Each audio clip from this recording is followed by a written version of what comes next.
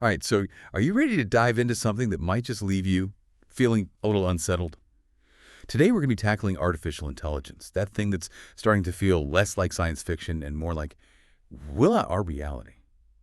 We've got an absolutely fascinating interview here with a leading AI expert, someone who didn't just theorize about AI, but actually helped to build it. But here's the thing.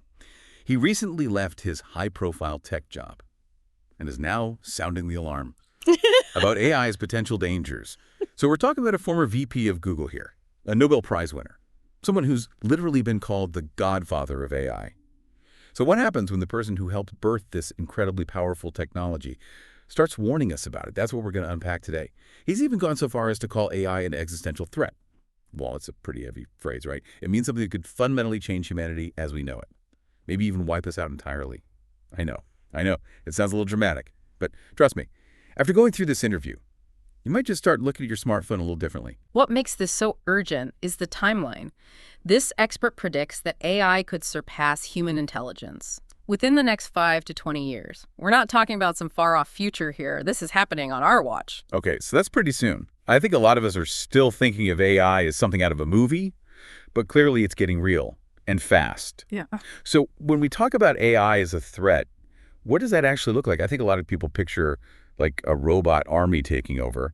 But is it really that straightforward? Not quite. Hollywood loves that robot uprising scenario, but the reality is likely to be much more complex and frankly more insidious.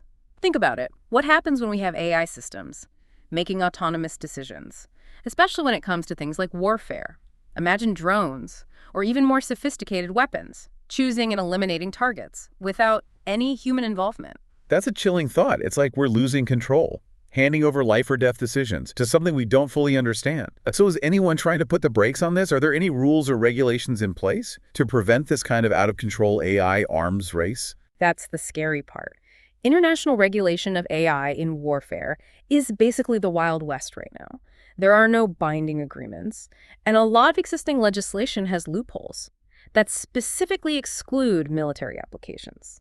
He even draws a parallel to the nuclear arms race during the Cold War. No one wants to be left behind, but the potential consequences are terrifying.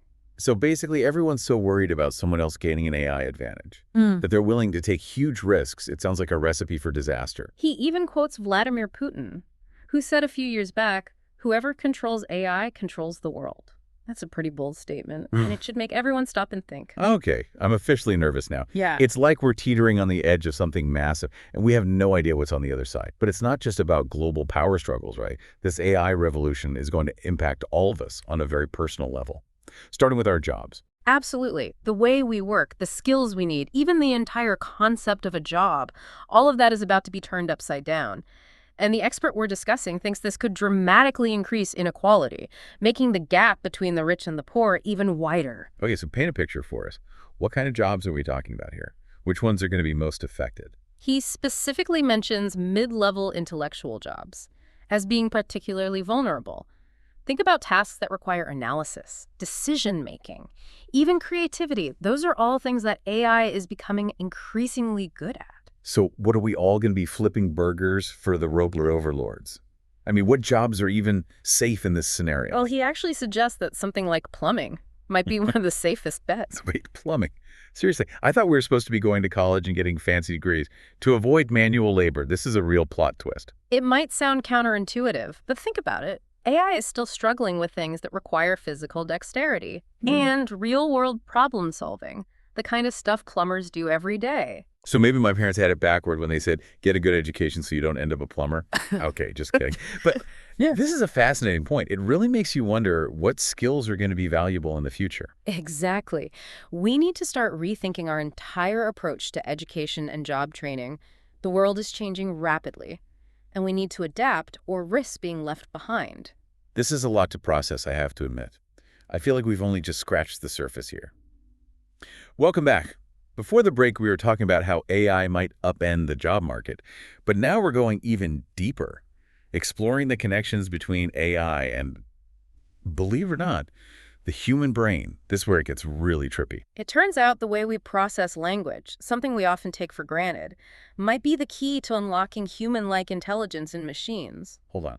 Are you saying that AI is starting to think like us?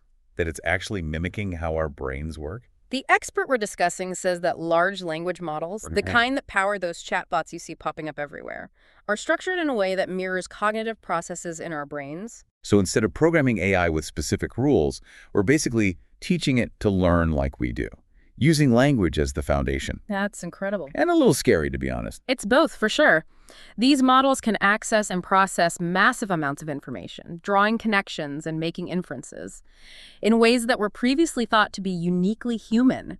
And the speed at which they're learning is mind-boggling. Okay, so if AI can learn and process information like us, does that mean it could eventually develop consciousness, emotions? I know it sounds like science fiction, but where do we draw the line? That's the million-dollar question. And it's one that even the experts are grappling with. The source doesn't give a definitive answer, but he does emphasize that these systems may possess unique forms of understanding that we're only just beginning to grasp. Whether that translates into consciousness or emotions as we experience them is still a mystery. It's like we're playing with fire, creating something we might not fully understand or control. Getting flashbacks to every sci-fi movie where the machines take over. But let's step back from the doomsday scenarios for a second. If we can guide AI's development, could it potentially be used for good? I mean, could it help us solve some of the world's biggest problems? Absolutely. AI has the potential to be an incredibly powerful tool for good. Imagine AI helping us tackle climate change, developing new medical treatments, or even personalizing education for every student.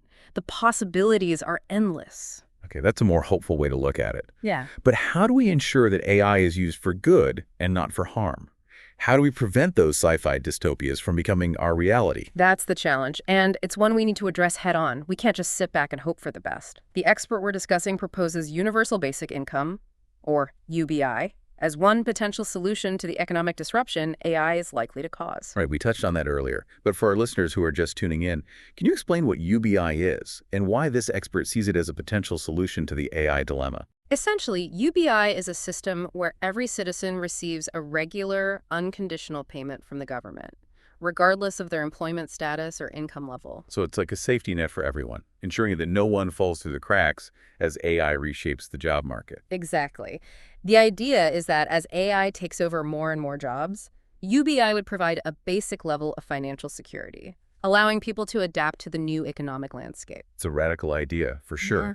I can already hear some people saying, why should we just give people money for doing nothing? But if we're talking about a future where millions of jobs are lost to AI, maybe it's not so crazy after all. Our expert acknowledges that UBI isn't a perfect solution. It addresses the economic fallout of job displacement, but it doesn't solve the deeper human need for purpose and fulfillment that work often provides. That's an important point.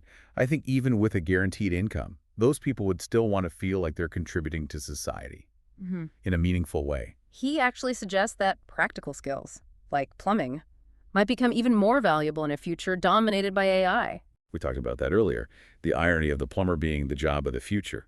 But it makes sense when you think about it. These are skills that are hard to automate, and they provide a tangible service that people will always need. It highlights a potential shift from knowledge-based work to more hands-on skilled trades, as AI takes over more intellectual tasks. It's like we're going back to the future, except this time it's robots instead of blacksmiths. No. Maybe not exactly. But it's definitely a thought-provoking idea. But the impact of AI goes far beyond just jobs, and the economy doesn't bat it. This technology is going to touch every aspect of our lives, from how we communicate to how we create art, to how we define what it means to be human. That's exactly where we're heading next. In part 3 of our deep dive, we'll explore the philosophical and ethical questions that AI raises, and delve into what the future might hold for humanity, in a world where machines can think, and perhaps even feel like we do. It's going to get deep. Welcome back to the final part of our deep dive. We've covered a lot of ground, from the very real threats of AI to the potential for it to completely reshape our world.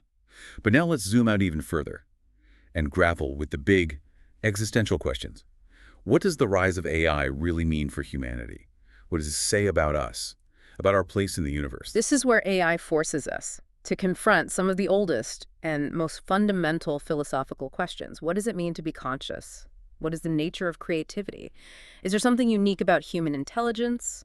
Or are we just biological machines that can be replicated? It's like AI is holding up a mirror to ourselves, making us question everything we thought we knew about being human.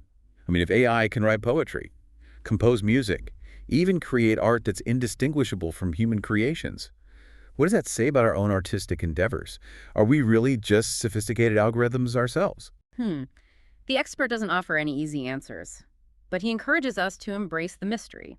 He reminds us that our understanding of intelligence and consciousness is still evolving, and AI might actually help us unlock new insights into the workings of our own minds. So instead of seeing AI as a threat to our uniqueness, we can see it as a tool to better understand ourselves. That's a pretty radical shift in perspective. Yeah, it is. It's a reminder that progress doesn't always have to be about replacing the old with the new. Sometimes it's about using the new to shed light on the old. Okay, but what about things like emotions, empathy, Hmm. love? Are those uniquely human qualities? Or could AI eventually develop them too? I mean, could a machine ever truly understand what it means to feel joy or grief, to form deep connections with others? That's a question that gets to the heart of what it means to be human. And as AI becomes more integrated into our lives, we may need to reconsider our definitions of these concepts. So we might need to expand our definition of what it means to be sentient, to be alive. It's a mind-blowing concept and honestly a little scary. It's like we're on the verge of discovering a whole new form of life, one that we created. What are the implications of that? How do we even begin to wrap our heads around it? That's the challenge, and there's no simple roadmap. This expert emphasizes the importance of proceeding with cautious optimism. We need to carefully consider the ethical implications of AI's development, ensuring that it's used in ways that benefit humanity as a whole.